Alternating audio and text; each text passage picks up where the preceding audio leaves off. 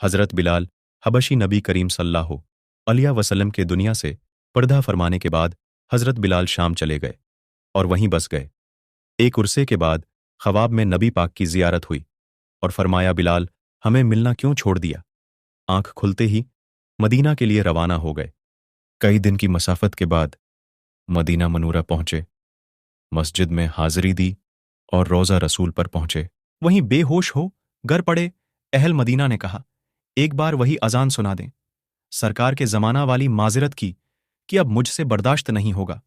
लोगों ने हसनीन करीमीन से कहलवाया, अब इनकार नामुमकिन था। अजान शुरू की तो अहल मदीना रो पड़े। दिल काबू में न रहे प्यारे, आका का जमाना ताज़ा हो गया। औरतें बच्चे सब निकल आए, गम से नड्ढाल बे करार हचकियां बंद गईं जब कहा, अशहदु अन्ना मुहम्मदर रसूलुल्लाह। लोग चीनक मारकर रोने लगे। हजरत बिलाल की नज़र मनबर रसूल पर पड़ी। मंबर खाली था, सरकार नहीं थे। खाली मंबर देखकर गरे पड़े बेहोश हो गए। अजान मुकम्मल न कर सके। होश में आए तो उठे और रोते हुए शाम की तरफ रवाना हो गए।